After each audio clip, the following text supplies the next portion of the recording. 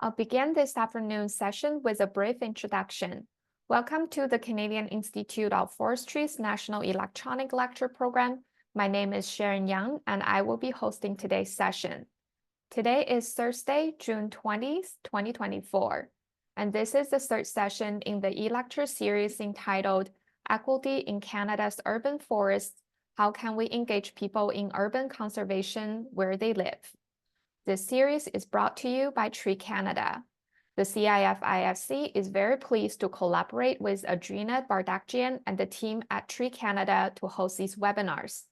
Today's webinar is titled Trees Winnipeg: Community Education and Tree Planting in Underserved Communities.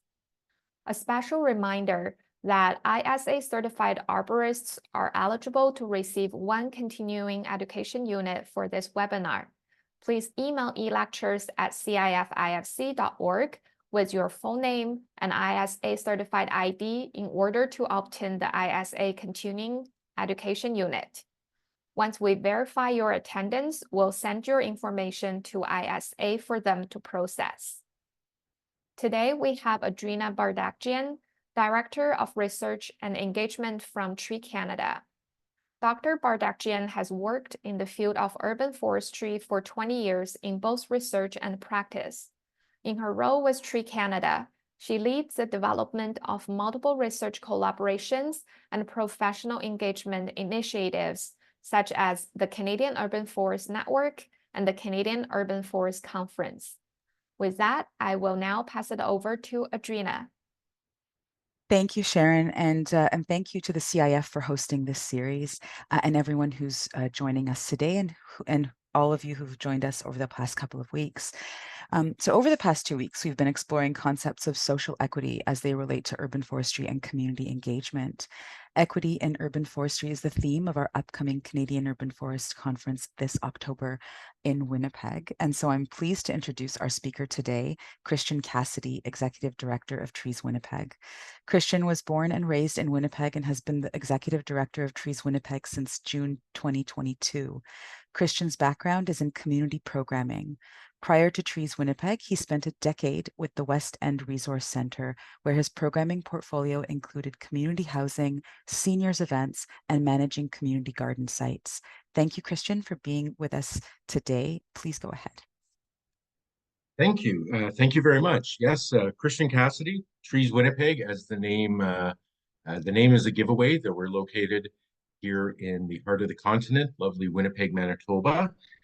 And I want to thank the Canadian Institute of Forestry and Trees Canada for inviting me to come and be part of this and share what we've been doing for the last couple of years. I was talking to Adrina just offline before we came on that sometimes it's nice to sit down and take stock of what you've done over the last couple of years, especially in small nonprofits. You can get caught up in the whirlwind of doing programming, and you don't always get a chance to sit back and reflect on what you've done. So it's been this has been a great experience for me having put this presentation together for you today. And I'm going to talk about my slide here. There we go. My presentation today, I'm going to talk a little bit about Trees Winnipeg, then why we decided to take the path of engaging the inner city. We'll take a look at 2022, which was a year of transition for us. Then on to some of the brand new programming we created that targets inner city neighborhoods, and some of the lessons that we learned out of it. So first of all, about our organization, Trees Winnipeg was established in 1992, and our name was the Coalition to Save the Elms, which if you say that here in Winnipeg, a lot of people nod their heads. They very much remember the Coalition to Save the Elms. And as that name suggests, that organization was established to help give information to homeowners and to advocate for the city to do more in the battle against Dutch elm disease, which was and still is ravaging our urban forest. Over time, there was a realization that it's more than just about elm trees. that our entire urban forest and urban ecosystem was under threat from the disease, old age, new development, lack of funding by the city to properly maintain it. So we expanded our name and we expanded our mandate. So today we are a nonprofit charity dedicated to promoting the benefits and concerns of trees in Winnipeg's urban areas, focusing on tree diversity and care. And the programs that we're best known for, kind of our legacy programs, I guess you could call them. The first is an annual Arbor Day celebration. We just held our 24th annual Arbor Day celebration, and it had grown into a 2-day event in a large regional park.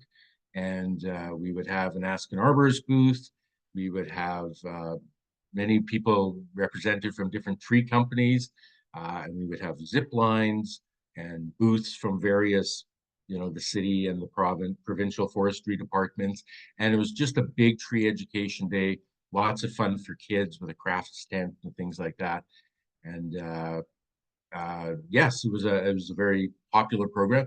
This year we had to cut it down a little bit. Our longtime chair, who chaired it for 20 years, decided that he needed to take a year off. So we did do an Arbor Day this year. It was just a half-day event, but instead we turned it into a 200-tree planting in an inner city park.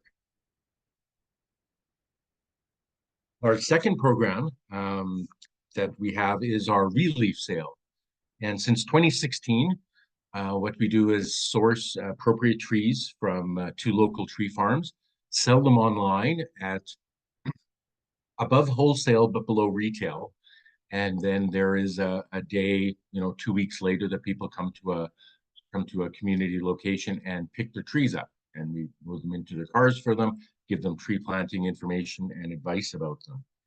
We began with a single annual sale of about 400 trees, and COVID, it really took off during COVID, as I guess people were sitting around in their backyards thinking, man, that's an ugly looking backyard.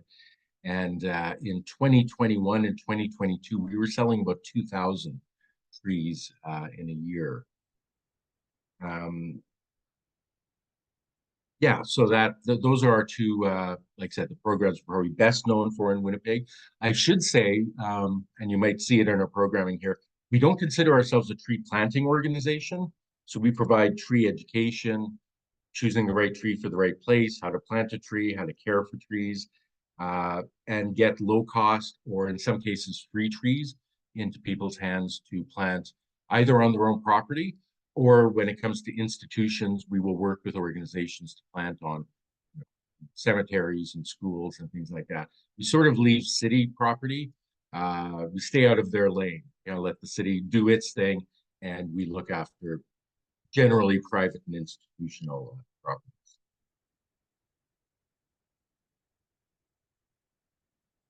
So why the desire to start looking after the inner city neighborhoods? Well, Trees Winnipeg as an organization knew that through those types of programs, the Arbor Day and the Relief, they were doing a pretty good job reaching suburban communities. People would buy 4 or 5 big trees at the tree sale and take them home to their big property. And we always held the Arbor Day celebration in a suburban park where generally would be mostly suburban people coming to. But we knew that the neighborhoods that were most impacted by the loss of trees were those 1890s to World War II era neighborhoods where, in Winnipeg at least, we exclusively planted elm trees during that period in the older parts of our city. And today, these tend to be most disadvantaged neighborhoods. There are a few pockets here and there where you get some of those older neighborhoods that are higher income, they have high home ownership, active residents association, and can write grants or raise their own funds to plant trees. But most of those older neighborhoods don't have those things in place, and that's where we wanted to step in. Another thing we found, even in some of these older neighborhoods where they had a a government-funded, neighborhood renewal corporation or something who was doing programming there. Over the years, certainly since COVID, but even before, a lot of land-based programming kind of got put off to the side. Things like the opioid crisis, homelessness, poverty, those things have just grown to such a point that a lot of groups have had to focus their efforts almost exclusively on human programming rather than on earth-based things. So we did know that there was kind of a gap that was appearing in some of these organizations. So what we did in 2022, that was our transition year. We began refocusing our efforts onto inner city neighborhoods. The first thing that we did, and this was just as I was getting there, this was starting, but an inner city school tree planting program, Winnipeg School Division. And the program was funded by the mayor's office, the ex-mayor of Winnipeg's office, Mayor Bowman at the time. And we chose the Winnipeg School Division to work with because it is by far Winnipeg's largest school division. It covers the entire inner city of Winnipeg and has 65 elementary schools and 79 schools in total. So we thought we would start there. We'd only have one bureaucracy to deal with, and we would be able to hit all of the disadvantaged neighborhoods that we wanted to. And the reason why we thought that schools would be a good way to dip our toe into inner city programming was that in a lot of these older neighborhoods, the school ground is also the community playground. It's the neighborhood sports fields. It's where moms come during the day with their infants to get out of the house and have a little walk.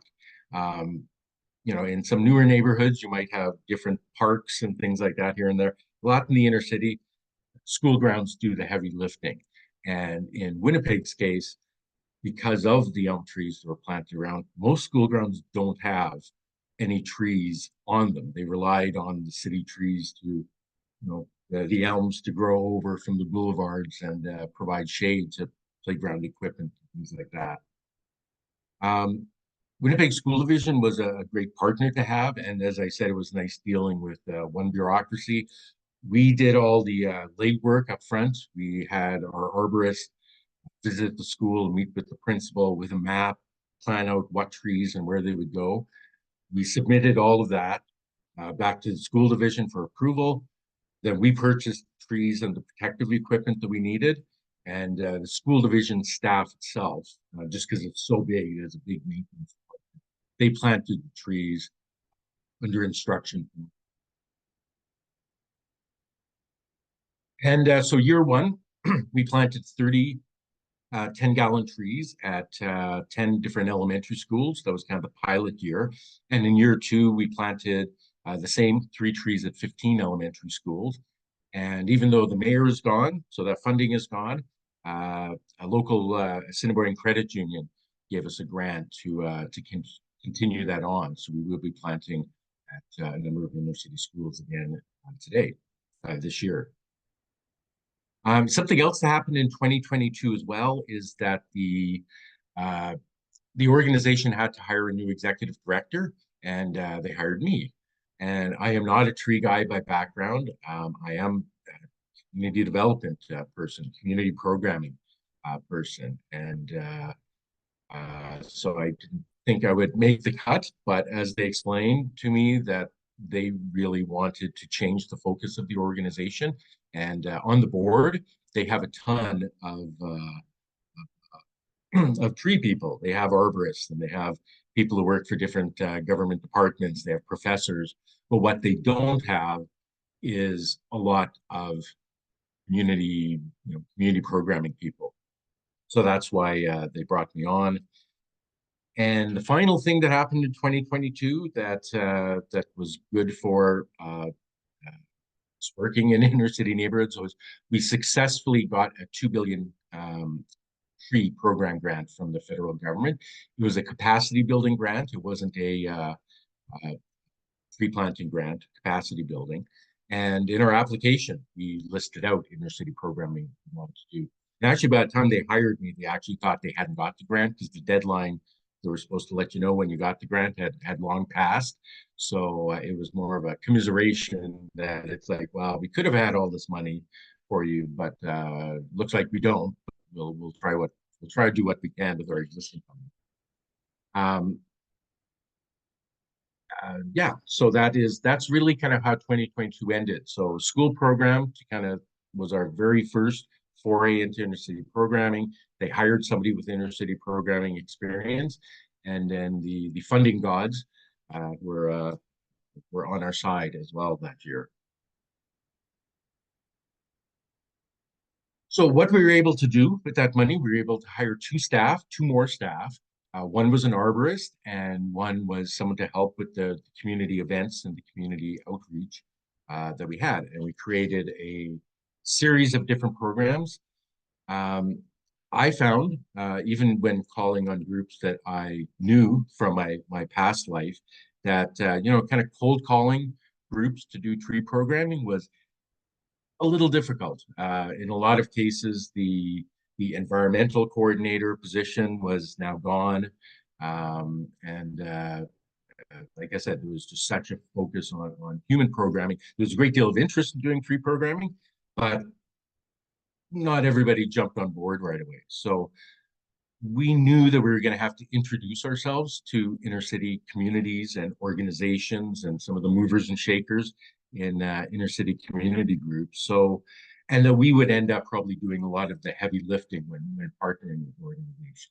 And that was important to us. We didn't want to be, this outside group that kind of helicoptered in, did some sort of tree programming, and got the heck back out when it was done. We wanted all of our programming to be done in hand with an existing community organization, partly as a way of building capacity with them so that they could continue doing tree programming in the future should something happen to us, but also, to get their reach into their own neighborhoods. I mean, they know their neighborhoods the best.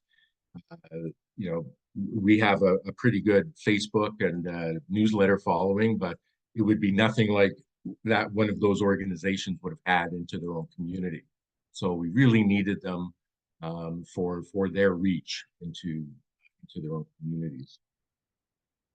So what we did, we attended a lot of community events and markets. And on the left here, you can see we bought a canopy and went through all different pamphlets to see what we could give out and found what questions people were asking us and tried to get the information that we could for them, that we could have on the table to give out.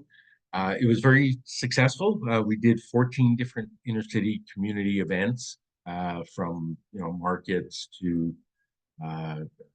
little food giveaways and that type of thing. We brought our table along. It was great because we got to sit shoulder to shoulder with some of those inner city organizations and people that we wanted to, and got to talk to them for 2 or 3 hours.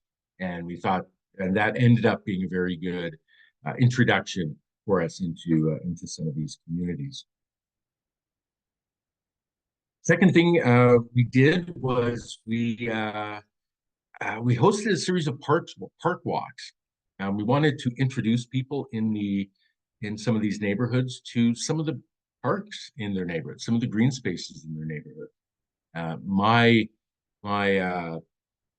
My day job is trees, but my hobby is local history, and I do a lot of writing about local history, and I do walking tours.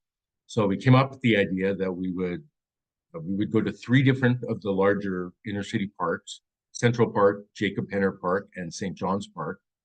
I, as the historian, would speak for about 20 minutes, give a little history of the park and its development, and then I would hand it over to our arborist, who would take people on a tree walk and just identify different trees that were in the park, signs of stress on trees, and it would all bring up, people would bring up, oh, I have a tree in my yard and that type of thing. So it became kind of an ongoing Ask an Arborist session. And they were very successful. And actually the tree walk part of it, especially teachers who came on the park walks, a lot of them wanted one of the tree walks with their students. So we ended up doing, I think, 6 or 7 more just tree walks with students. So we would show up at school, do a little talk, and then the arborist would either take them around the schoolyard or take them around the block. And again, identifying trees, identifying, signs of disease in trees, that sort of thing.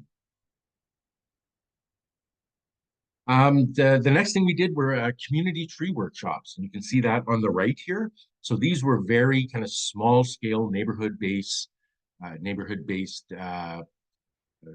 workshops. Our arborist would do, a 30-minute presentation on just the state of Winnipeg's forest, urban forest, what's going wrong with it, and how people can help, and how to plant a tree, how to pick the right tree for the right place, that type of thing. And we also had a mini sale. It'd usually be around 40 trees or so, but we would put those on sale at even lower cost than the relief sale. But these little community sales were really, and you had to attend. That was one of the things. You had to attend the seminar, the workshop to be able to purchase one of the trees. And, we fine-tuned that a little bit, made sure that there were smaller trees on offer. In some of these neighborhoods, you have 30, 35-foot wide yards. People aren't going to be buying big lindens, 2 or 3 big lindens. So we even had some ornamental trees that we threw in there to let people who wanted to help out, but just didn't have the amount of land needed to plant a big tree that they could do their part. These were really well attended. We had 4 events, about 120 people attended, and 62 trees were sold. And it might not seem like a huge amount, but again, these were just small. We would partner with such and such residents association, get a hall in a local community center, and we did 4 of them, and we're doing more of those this year. And the final thing that we did were some community tree plantings. I think we thought when we were getting into this, that's what we would do right off the top, right? That when 2023 came, we'd be just out constantly doing community tree plantings. As I was saying, though, to build the relationships with some of these groups, we had to do a lot of work in the trenches at community markets and things like that to get our name known out there, and to just show them that we were serious about really wanting to partner doing tree events. Again, not just swooping in, doing something and swooping out again. And so by the time September, October came around, we had numerous groups that wanted to do tree plantings with us, wanted us to show them how to do tree planting. In some cases, groups even got money over this. But and would call us and say, look, we got this grant. What do we do now? And that's the great part about having an arborist on staff, is we were able to start at that part, walking with them to find out what trees they wanted, where they wanted them, and including putting the call out and organizing volunteers, all that we were able to do for them. So we had a West End tree planting. That's the photo that's here. There were 17 small trees. We did those with the Westminster Housing Society, and that's a nonprofit housing landlord here in Winnipeg. And they have, I think, about 60 properties, and they're all housed. Most of them are houses. They're not apartment blocks. They're individual houses that over time they bought up and converted into 2 or 3 suites. So we did the planting with neighborhood communities, and some of the folks in the picture here are tenants as well, who agreed to look after the trees. And that was a pilot project from last year that we hope to repeat this year, not only with Westminster, but with a couple of other landlord agencies in the inner city. The West End tree planting we did in cooperation, the North End tree planting, we planted 20 large trees in a cemetery, very historic cemetery here in Winnipeg, in the St. John's neighborhood in the North End. And that was, again, in partnership with both the church that the cemetery belonged to and Luxton Residents Association.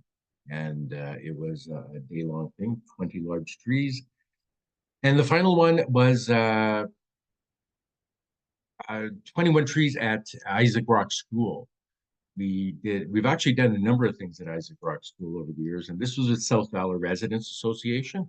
And South Valor got a tremendous communities grant from Tree Canada. And they received the money. We had worked with them on a couple of smaller projects previously. So when they got this money, they gave us a call and said, hey, you want to be on board? Do you want to help us out? And these were very large. I think these were like 20-gallon trees that we planted on the schoolyard of Isaac Brock School, which is very exciting. It was we had about 45 residents come out. We did a tree workshop. We had tents and refreshments and things like that. It was it was a whole day-long event. And this is just a little summary of some of the, I guess, the numbers of what we did last year, our first year of community-based programming. I'm hoping we'll do more of all of them this year. Last year was a bit of trial and error and the first time doing some of these things.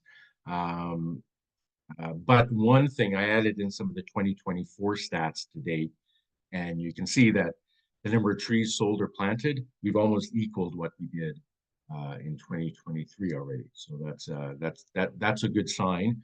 And September, October is always our busiest planting season. So I know we're already almost fully booked in September for different tree-related events.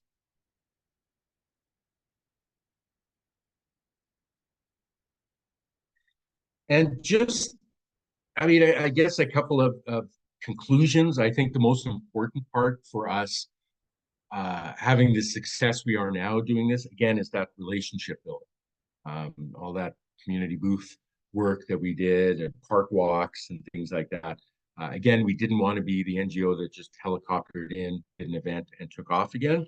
We really want to leave something behind with these groups and build a relationship with them that we could plant in the future. And we've already seen that happen. The group we did the West End workshop with last year, they were the ones who we partnered with this year to do our Arbor Day event and one of the big school plantings that we did. So we sort of planted that seed with them last year that will help you out in time. They wanted to do something with the city. We gave them contact names for people in city, in the city park, in city forestry department that you would have to contact to do a tree planting. And they ran with it. They were so excited they ran with it and came back to us with projects that they wanted to do. So that worked out really well, and that's, I think, a sign for us that we're on the right track. We've built a lot of great relationships, and yeah, and we're looking forward to a even more successful 2024. And that's kind of our journey that Trees Winnipeg has taken over the last couple of years to sort of transform itself into an inner city service provider, program provider, and retooled our existing program, started a bunch of new programming, and hopefully even more new programming online in 2024. And that's my presentation. Thank you, Christian. That was a great presentation. Now let's move on to the question. While we're waiting for the participants to finish typing their questions, let's take a moment to fill out the post-webinar survey. Just one moment.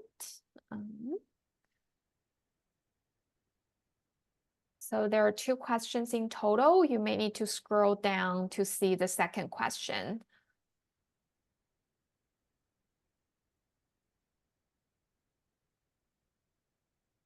I see the post-webinar survey. Yeah, there is a post-webinar survey for our participants to fill out.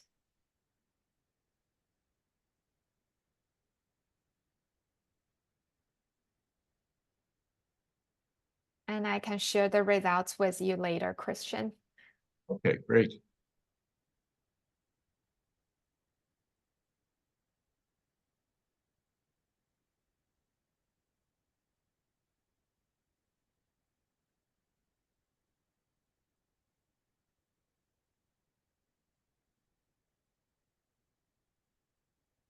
I guess at this moment, we don't have any questions in the, we just got one question in Q&A pod.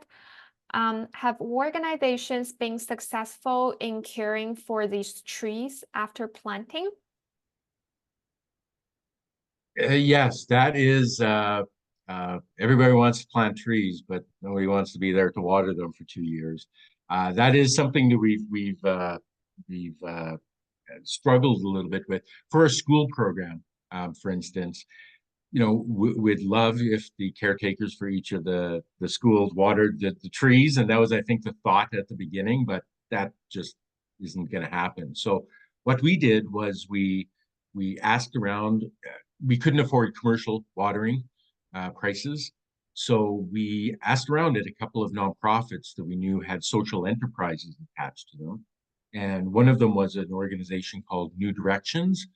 New Directions for families and youth, and they work with clients that everything from kids aging out of care to people with mental health challenges, and they do property repairs.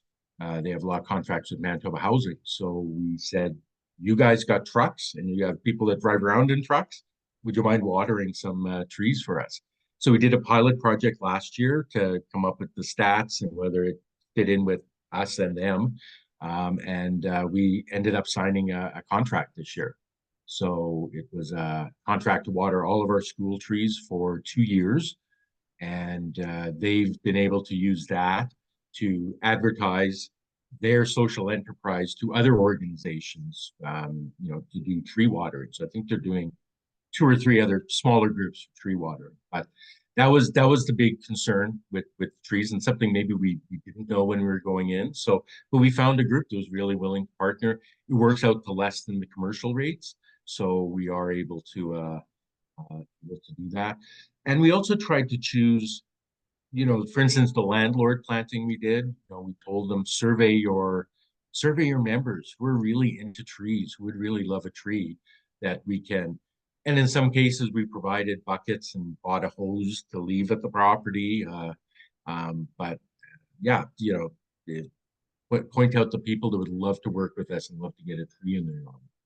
And that worked out. So yeah, so it's a little the tree sales, obviously we don't have to worry about, but for the programming, yeah, when people come to us, that's one of the questions we have to ask is, we'd love to plant 75 trees with you, blah blah youth organization, but how are we going to take care of them afterwards? So, and some of them have been very receptive. They thought that was a great idea, that these kids now will have a long-term relationship with these trees. We'll provide wagons and hoses and anything that they need to. But definitely, it is something. Like I said, it's very very sexy up front to want to plant trees, but the aftercare is the slog and the expensive part. Thank you, Christian. Next question for you is, how do you handle site prep and maintenance in your plantings? Who does and who pays for the site preparation? It depends. So we have an arborist on site, so on staff, which is great. That's we have one until March 31st, 2025 anyways. So that's great. We can send her out to do site prep work, and all of that sort of thing. So that is great. There's a couple of companies here in Winnipeg that are also great community partners when sometimes it's just been a really big event. Like we just had a community forest planting that was a little big for just us. So, we put out the word, and a local private tree company stepped in and said, you know what, we'll send out our guys.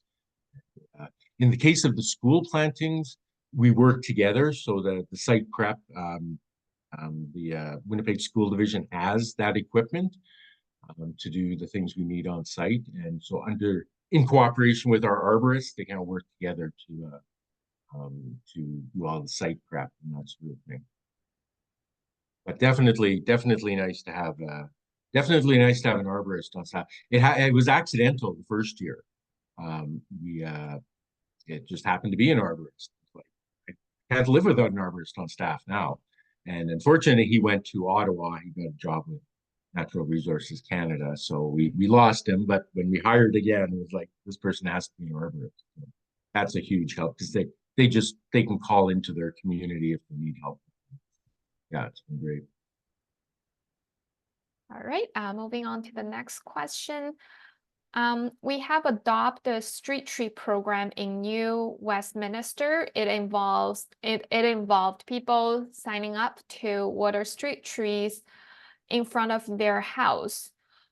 So Christian, if you're interested in to connect with this participant, I can share your email.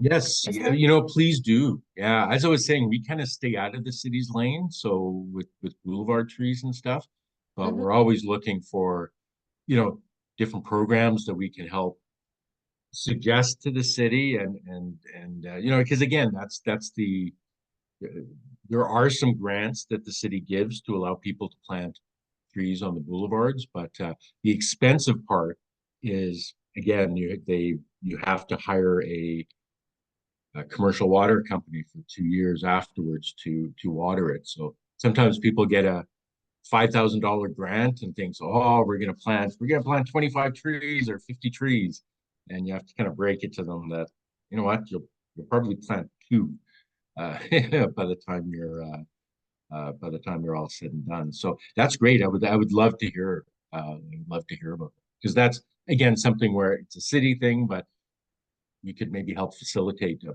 program like that, provide equipment that these groups might need, that resident groups might need. Oh, I think our participant just typed her email address at the bottom of the Q&A pod. I made a note on that, but Christian, okay. if you want to write it down or quickly Awesome. copy Yes. and paste it in Word I will do. document, feel free to do so. All right, so the next question in the Q&A pod is, does Winnipeg have an urban forest management plan? And does the goal for the million trees fitting with the existing landscape, urban or related plan? Winnipeg does have an urban forest management plan, our first ever, and it was passed by City Council in either December 2023 or January 2024. So I have to say that it's very new. It's a 20-year plan, and I have to give the city credit. I know it's usually organizations like to kind of dump on the city, but I do have to give credit to the city that back, I guess in 2022, 2023, I think it was, the forestry department, or maybe 2023, the urban forestry department got a huge, maybe a 25% bump in its budget, which I think in a lot of cities in this post-COVID world, a lot of them have big infrastructure challenges and things like that. So it really stood out against other city departments that got such a big bump. And then when this 20-year strategy was passed, they funded in their last kind of 4-year budget cycle, they have funded it. So it again really kind of stuck out. This is a year that a couple of swimming pools got closed and library hours got trimmed back, but many millions went into funding the new forestry plan that the city has. So, and I'm sure if you go to the city's website, you'll be able to find it. But I do have to give kudos to the forestry department and to politicians at the city. It wasn't just during the last election. There was a lot of talk about trees, and it wasn't just lip service. Trees have done well compared to many other parts of or many other areas under the city's budget. Thank you, Christian. Moving on to the next question in the Q&A pod. Do you have information on tree survival from community planting? Do you observe vandalism on newly planted trees in specific areas of the city? We are in the process of doing that now, going around and taking a look at the trees from last year. The school ones are, of course, the easiest for us to look at. And we just did that. We found, I think, 3 trees that didn't make it out of 45. So it wasn't bad. with the, and with the school trees, we don't just buy the trees for the school division, we buy the 3 stakes and 3 steel poles and some pretty heavy gauge wiring to surround them in. But yes, it does happen. I think one of the trees, actually, no, I don't think it was one. There's one guy in one schoolyard who cut down the trees. This was before our tree planting happened. We visited the school with the principal and was like, what's up with all the trees? And they said somebody with a machete came one night and just hacked all the trees for some reason and left. So yeah, it's an unfortunate thing. We'll be going around to these different like the Westminster Housing Co-op and things like that, just to check in on the trees and see how they're doing as part of the the pilot project, just to see how it goes. We obviously want the trees to survive, and right now we're kind of at the point where we're still able to do the low-hanging fruit, like the groups that really, the landlord group that really want to work with us. We're able to say, great, we'll work with you, and here's what we need. So, but I think as we go out and we start, maybe say doing more properties, we're able to get the people who rented in those properties that were the most interested in tree planting. So we're going to have the numbers of how many of them survive, because when we spread it out to maybe people who don't really care whether they have a new tree on the property, we might have a larger decline rate. Thank you, Christian. The last question in the Q&A pod is, it might be personal. What is your relationship like with the city of Winnipeg? Do you communicate often? If so, how did the relationship come out? We have a good relationship with the city of Winnipeg. They've been a long time funder of ours, kind of off and on. We get like we get a small, like a $20,000 a year operating grant from them. And I think that's largely because they don't deal with trees on private land, right? So they're able to kind of bounce stuff like that from us. They're happy that we do a relief program that they can direct people to. We're also kind of embedded. They give us a little office space in the city works yard, and the forestry department is upstairs. So we actually do, bump into them, and we have a very open relationship. We sometimes even, are able to see each other in the hallway because we're in the same building. Or if I have to, I go up. There's a joint coffee machine, and if I really need to talk to somebody, I'll go get about 6 cups of coffee in an afternoon, and eventually I'll bump into who I need to talk to. So they have been great to work with. We don't do a ton of joint programming. Like I said, we let them stay in their lane. They know what we do, but it's a good relationship. Actually, this year, one of the things they suggested to us was they wanted to do some sort of riverbank programming. We have terrible slumping riverbanks here in Winnipeg, and the city doesn't really get involved in private riverbank property and shoring them up or anything like that.